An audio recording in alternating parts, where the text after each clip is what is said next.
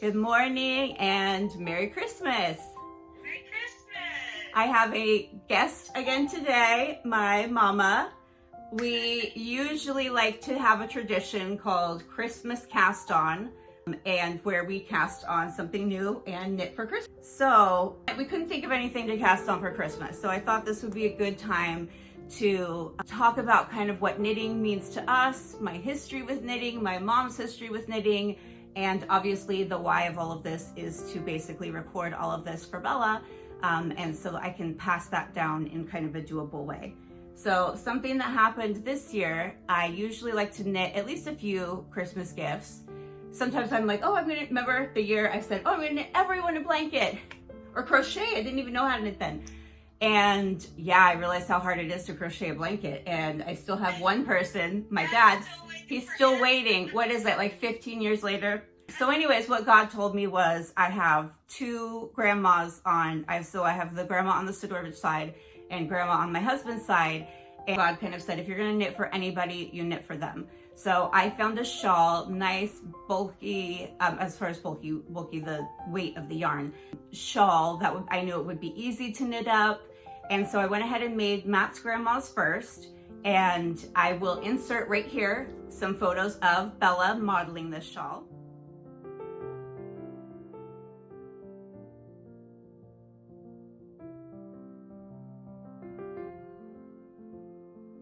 And she loved it so much. She's like, Mom, I want one. I feel so elegant. I feel so this and that. So I told my mom that. My mom said, I'm making Bella this shawl for Christmas. How long did it take you to knit? It was like super fast. It was really fast. Both the yarn goes quickly. Yeah. I was gonna say, I know. The pattern was super easy. So, well, once I got it figured out. Once you, worked out the tweaks. Yeah. So Bella opened hers last night. So I will insert some photos of her using it here. And then my grandma is still waiting for hers. I didn't quite finish it in time with being sick, but she is in process. So that's what I'll be knitting today. And what are you knitting today, Mom? I'm using a yarn I had and making Andrea Mallory's stripes. Ooh. So I'm just doing the sleeves now. The home stretch. Yes. Well, yeah. It's beautiful. She loves it. It's so, so pretty. I'm glad. That's worth it all. Oh, good. So I would talk about where I started knitting. Oh, part of this, with my new site, I wanted to make sure that I had an extra category. I had 3 in the beginning: lifestyle, music, and something, faith. Oh, kind of an important one. But as I started to think about what was most important and what I really needed to get down for Bella, is I thought, hello, knitting has been such a huge part of my life, something I really want to record for her. I thought I would basically do a post, and this will be probably next year, early next year, where I talk about how I started knitting and then kind of go through Bella's life in knits. I think she was around, well, actually, that's not true because I knit her baby blanket. So I guess we have to go back to that. So anyways, it's been an important part of my life, not only just kind of the satisfaction of taking this ball of yarn and turning it into something, but also just how therapeutic knitting is, how women kind of bind together and have these relationships together through knitting. So it's a really cool story, and I've got tons of cute pictures of Bella, so I think I'm going to go through it that way. But before, that was a ramble, but before I do that, Mom, do you want to share your history with knitting or crochet, or when you started?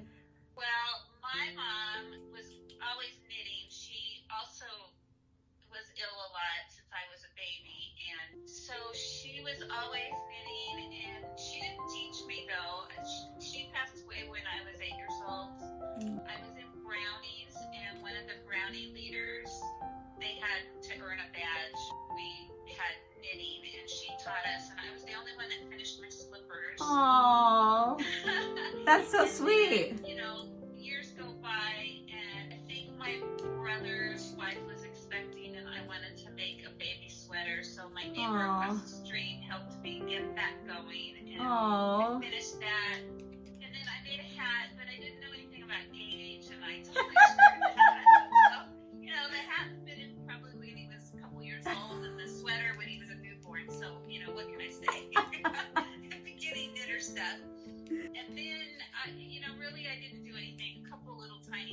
but when, I don't know, I got a gift for my birthday of some money, and I had a friend at that time, but she was always knitting everywhere we went, you know, even at church. I was at her house, and I said, okay, we got to start me knitting again. Yep. So she has so many knitting books and magazines. It can fill up a room. She kept bringing me things, trying to find a pattern that I liked. And I finally found one.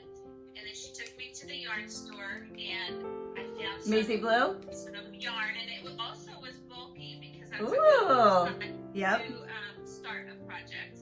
And I made a pullover sweater with a cable down the front, which I thought cables would be so hard, and they're so easy. Yep, same. And it just had a roll neck and a roll hem. Aww. Super easy, and it was rather large on me, but I was so proud of myself. Yep. It was Rowan yarn. It Oh, was really nice. ooh. Then I was just addicted and found Elizabeth Zimmerman. Yep. And, you know, the grandmother of knitting. Yep. And I just ate up everything she had to say about construction and wool and, you know, all that. So I did many of her projects. And I was learning about gauge and learning about sizing and construction. And anyway, all that. And then you desired to learn. So we got you going. Yep. So, you know, the rest is history. And I've done a lot of knitting. I was gonna say, you've done a whole lot of knitting. And even, she was sick recently and in bed, and when you are super sick, then there's times you're too sick to knit, but when you're stuck in bed, it's a really good thing, not only for you to be doing something physically when you don't have the strength to get up, but also mentally. It's really hard to lay in bed when you're sick. Your mind just keeps going, and it's hard to turn it off, so you gotta focus in on something else. Yep. So for me, it's either reading a book or knitting. So. Yep. Which is great to have that. The thing too, I think that when I was thinking about my history is, I know you taught me how to crochet. I don't really remember when that was, but I want to say I wasn't really into it until maybe my teens or like early 20s. But you did teach me, and I bought yarn from Walmart. But I made some really cool shawls, like crochet shawls. I still have some of the patterns from them. But I was scared to knit. She kept saying, we gotta get you knitting. Oh, when I was like crocheting the blankets for the whole family, you're like, Crystal, you gotta do knitting. And I was, for some reason, you know, a hook is just one hook. And for some reason, instead of one hook, having two needles just completely terrified me. I'm like, nope, I can't do it. No. However, I think it was before I got pregnant with Bella, and we went to Maisie Blue, and Mom said, pick out any yarn you want. We're gonna knit you a scarf. So I picked out some Noro yarn, of course, and little did I know how much my daughter would be into all things Japanese. So I was knitting the scarf. Something must have happened. I'll share the birth stuff about Bella's blanket and all that in another video. But one of the pictures that really kind of shows to me how much knitting can mean to a woman, especially in times of distress. And that wasn't it Elizabeth Zimmerman that said knit through all crises? I mean, it's so true. It is so much more than just sticks and yarn. So I will put in a picture here of, it's not a flattering picture, so I'm kind of really humbling myself to post this. Because I think after my second time out of the hospital after Bella was born, so obviously I was very, very sick on dialysis. So I'm holding my premature baby on my shoulder. I'm so incredibly sick, but I've got my needles and my Noro, and I'm gonna make my scarf. And from there, it really kind of, I was sick. I did knit her a blanket, or I tried to, in dialysis. And that's a whole different story. It took me, I don't know how many years to finish. And it really wasn't until, so Mom taught me crochet and taught me some basics of knitting.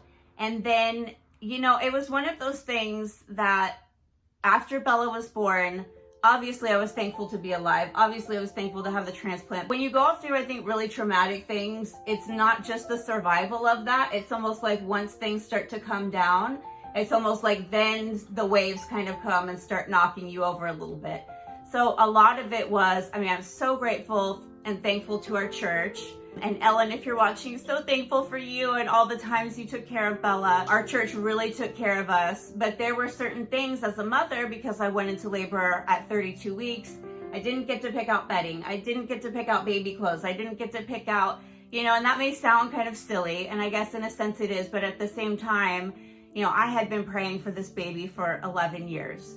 So that's a long time to have, some hopes and plans for things that you thought that you could do with your baby. So I think it was when Bella was around 2, maybe. I went on Ravelry because Mom was like, go on Ravelry. Why don't you try to find some children's patterns that are knit? And lo and behold, at that time, one of the very few people doing knitting patterns that were anything that I wanted to put on my baby because they were so cute were by Elena Nodel. I'm gonna try not to cry just saying your name. She's Anna Diomina, I think that's how you say it, on Ravelry. So I will also link to her patterns here, and I saw that she was having a MKL, which is a mystery knit along. So I showed Mom and I'm like, do I dare do this? I mean, I really don't know what I'm doing. She also dyed her own yard, Color Adventures. And so I was like, I'm gonna do it. I need something, I need some kind of therapy, and I wanna do nice things for my daughter. I wanna do her to have some pieces from me of things I couldn't do when she was younger. So I went ahead and jumped. I got the yarn in the mail, and the yarn was so beautiful. I started the pattern and realized it was lace. It had lace sleeves. I remember Mom going, put in a lifeline. Don't forget to put in your lifeline. And I did make mistakes, and it took a while to get some of it through, but it was really from there. And the thing with Elena's patterns, some of them I looked at and I'm like, luckily it was a mystery knit along, so it was only a few pages at a time. But when I looked at her other patterns, I was like, wow, this is a lot of instructions, and was kind of nervous about that at first. But then I remember Elena would say, just go one page at a time. And what I found through after doing a few of her patterns is these were not just cute kids patterns. These were knitting tutorials, basically, of guiding you step by step through these things. So through that, Elena really kind of became my knitting mentor. And same kind of thing, things that I thought, cables and this and that and lace that I thought were so scary, she made doable by the way she described things and the way she gave you, step by step exactly what you needed to do. So her patterns are just so in depth, such beautiful pieces. And through that, and through Bella's life, so that's kind of part of it. As we go through Bella's life and knits, you're gonna see a lot of her pattern. We became very, very, very close friends. And she was in Canada, so we never got to actually meet, which I'm sad about. But we did FaceTime or Zoom. No, it wasn't even Zoom then. What was it? Skype. I think we Skyped. And so when she passed, it was a really, really difficult loss that obviously still hurts. But through this also, I kind of want it to be when she was sick, we did this honoring Elena tag. So through my sharing of Bella's, I also want to do that and honor Elena because she really had such a huge impact on my knitting life. And so she was just really a remarkable woman. And I'm glad I'm able to share some of that and also share with Bella her history through her family. Now, did your mom's mom, did your grandma knit as well? Did she teach her? How did your mom learn? Okay, well, that's a good question. Okay. I don't know how mom learned. Okay. But grandma crocheted. There we go. She was not very good at teaching things. Okay. So she took me. I remember this. Sears. Okay. And had a class where you could learn to crochet. Okay. And so she took me to a lady. I think it was once a week for like maybe 4 weeks. And this lady was an incredible crocheter. She taught me not only how to make a chain and how to do the different stitches, but she had me pick out a simple shell pattern and just taught me how to make a chain that would go around my body. And then it had to have so many stitches for the shell pattern. Yeah. And then we just designed a vest for me. Wow. So she taught me how to design my very first time. Wow. That's the first pattern I did. Wow. Yeah, and then of course my grandma was very happy that I learned how to do that. So she would buy me yarn to make her vest. Ooh. Because that was the thing. You wore a crochet vest. Okay. Okay. think crocheted vests are still cool. So that's all I would do. And part of, as we're talking, I'm remembering my mom was such a fantastic knitter. She did very elaborate patterns and everything that I was very intimidated, and I thought I couldn't be as good as her. So that's why I stuck to crochet. Okay. And so it took a lot of courage for me to start knitting because I thought I could never, like, silly, who cares? But that's how I get it. I get it. Yeah. And then when you wanted to learn how to knit, and your hand was used to holding the yarn. That's right. Crochet, That's right. Okay. I throw my yarn. I mean, that's just how I learned how to knit. Oh, that's right. And then, but we were doing that, and I thought, well, I've got to teach you how to do continental. Yep. Because you hold the yarn the same way. I forgot about that. Continental, because my friend did that, but I was faster doing it my way. Okay. So that's what I stuck with. But I taught you how to do continental. I was going to say, do you still throw? Almost everybody I've taught continental, although that's not how I generally. How weird is that? Unless I'm doing two colors. That is so funny. So you still throw? I did because I'm faster. Okay. And I don't want to take the time to get my, Yeah. my step the other way. No, that makes sense. So see, I hold it like this, and I hold it in this hand. So you hold the yarn in the other hand and throw? Yeah. Okay. And I go in. Okay. And then wrap the yarn. Oh, and see, I just go in, grab it like a hook, really, and in. Grab it like a hook. Okay. How funny. I kind of forgot about that. That is so funny that you teach very well, obviously, a style that you don't even use. Yeah, when I have to fix things, problems that people have, I tend to fix it continental. Yeah. It's really weird. Yeah. Because I have to fix the way other people Yep. do it. So That's so I don't funny. know. I mean, I have done continental. I've made a whole scarf. I've done, trying to get myself to do it, but I always revert back. Yeah, no, it's in that way, it is kind of like riding a bike where your hands get used to being in that position and just kind of going. So I don't have to watch my knitting. there you go. But with continental, I do. That is so funny. I remember you saying that, though, about your grandma, not being able to teach you, which I think is so funny, because I've thought about that many times when I'm trying to teach Bella something, like, okay, patience. If you need to walk away, it's okay, but yeah, that's funny. Yeah, she could never teach me anything. She sent me to a singer sewing class. I was going to say for sewing. Too, wow. She couldn't teach me. Well, she did try that once, and I don't think it went very successfully. Oh. And who knows, maybe it was me that was part of the problem. You say that, but yeah. But I mean, look, you're an amazing seamstress now, and yeah. That's amazing. Oh, that's so fun. Thank you. That was so perfect, because see, now I have all this recorded, trying to find. Has Bella ever wanted to try?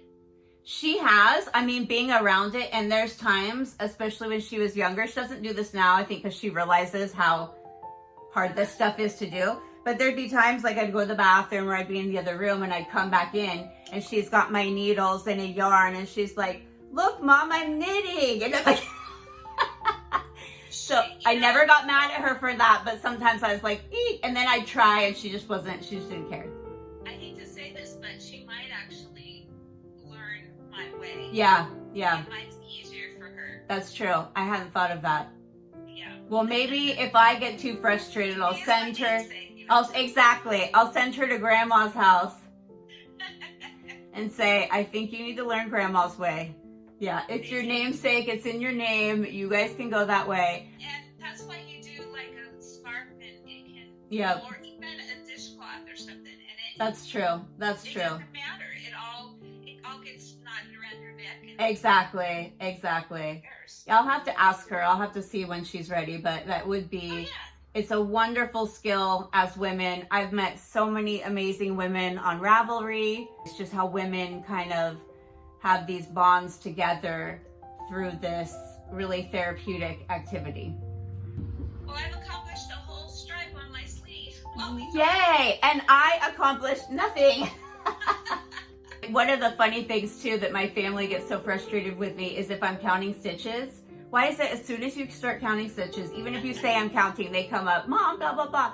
And so instead of, I saw like a meme somewhere or something that said, if you ask me a question while I'm counting, I will respond by counting out louder, which is what I do. They'll go, Mom, and I'm like, 9, 10, 11. Yes. So what, do you know what's after your stripe? Or Mom kind of plays it by ear. Stripe comes the next stripe. Oh no, I meant after the whole stripe. The colors. Yep. No, I meant after your whole striped sweater. Do you have something next in your queue? Well, I have to finish. I have another sweater that I'm making. Okay. Again, all I have to do is finish the sleeve. Gotcha. Sleeve Island. You're going to be on Sleeve Island for a while. I'm on Sleeve Island. Okay. I usually always have socks going. And Yeah. So I need to, somebody gave me some yarn. Okay. And I need to get that wound up so that I can cast on some socks for that. Oh, the blue. Oh, that's right. Ooh, I thought you would like that. Let me know how you like. Shawl, you know, Yeah.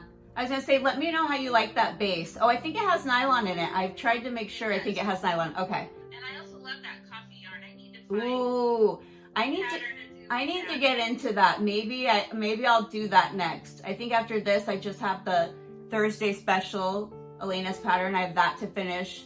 But yeah, I want to do something with that coffee yarn as well. Okay, thank you so much, Mom. I really appreciate that. I learned so much. And yeah, enjoy your knitting and Merry Christmas to everyone.